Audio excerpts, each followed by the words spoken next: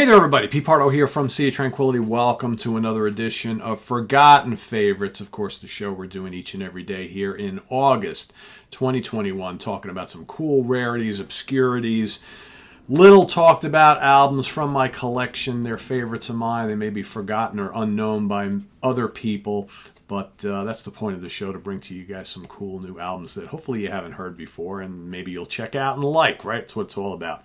So today we're going to go back to 1969. We're going to do a little psychedelic stuff today. All right? Very cool band from the New York area called Elephant's Memory. This is their self-titled release, like I said, from 1969. A band probably more notable for being like the part of the Plastic Ono Elephant's Memory Band. So kind of like the backup band for John Lennon and Yoko Ono back right around that same time. All right, so they, from like late 71 to 73, they were basically backing up John and Yoko. And then for the live performances with them, they were known as the Plastic Ono Elephant's Memory Band. Right, but a cool act from New York.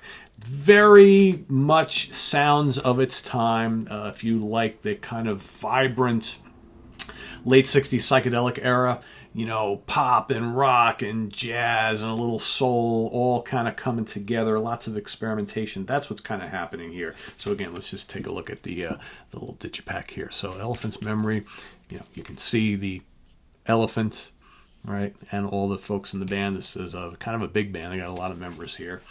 And here is basically what the LP looked like back in the day. Does it look like 1969? Sure does.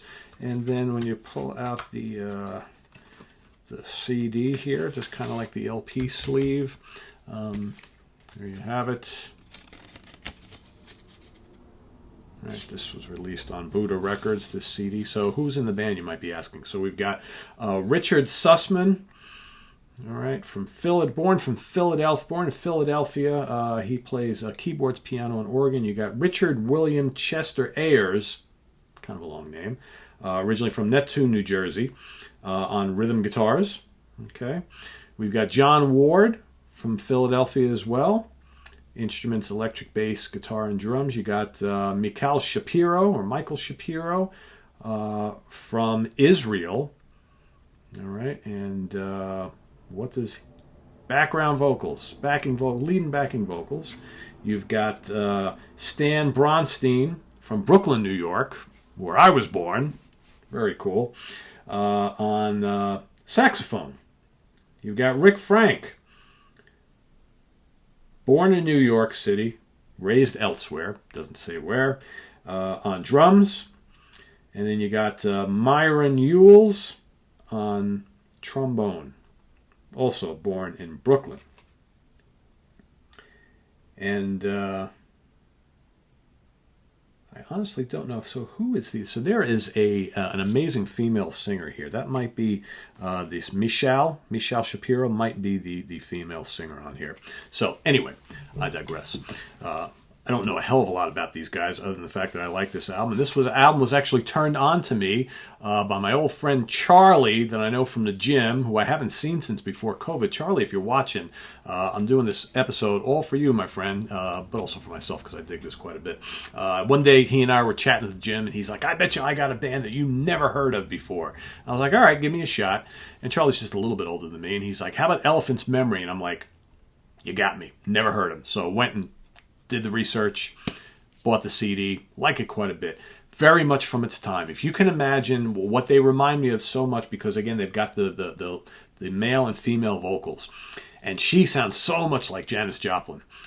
But the music is much more psychedelic, a little less bluesy than Big Brother and the Holding Company. There's definitely more jazz influence. You've got, like I said, the trombone and the saxophone and all these keyboards. It's pop, it's weird psych, it's rock, it's definitely soulful. There are some really interesting tracks on here. I love Crossroads of the Stepping Stones. Jungle Gym at the Zoo is hilarious and fun. There's some whimsical stuff going on here. The Yogurt Song. such a weird little novelty song.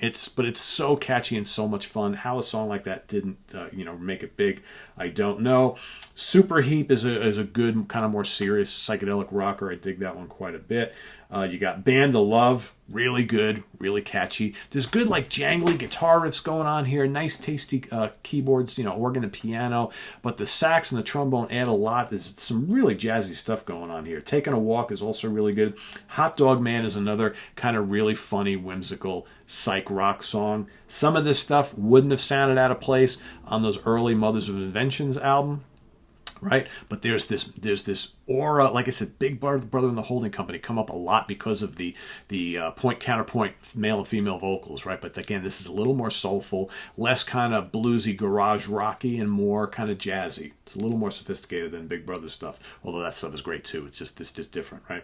And then you got Old Man Willow is probably the longest song here. I think it's like 7 minutes long, and that's a little more jammy, so they allow themselves a little bit of room to experiment and solo and things like that. Nice arrangements there. That is so typical of specifically like the San Francisco scene from right around this time, with a lot of experimentation in the psychedelic stuff. The Dead and Santana and Quicksilver and all those other bands, right? Really good. Brief Encounters, another really good song, produced by Wes Farrell for a Coral Rock Productions. I like this. I think this is really good. It's really different though. It's really different, and again, they call themselves kind of like a New York City band, because although they kind of came from all over, that's where they kind of formed the band and made their home. And then you got the John Lennon and Yoko Ono connection as well. So pretty cool stuff. I'll read a little bit here. The Elephant's memory is living proof of the adage, the whole is greater than the sum of the parts. The elephant's memory is made up of many parts. 7 people representing 2 generations, jazz and rock, 2 ideologies, that of the rebel and that of the love world. Their music is hard yet soft, happy yet pensive, complex and simple, powerful and delicate, tribal and modern. The group is brassy New York with the radiance of California's sun. Out of all these disparate elements, a unique and honestly individual sound emerges. Strong and pure, truly moving. This is Elephant's memory. Yeah, very cool. Check this out if you haven't already. I'm sure there's going to be some folks who remember these guys from way back in the day. But if you've never heard of these guys, like I didn't until about 2 years ago, this will be a pretty cool discovery. It's definitely different enough. It's not the same old from 1969.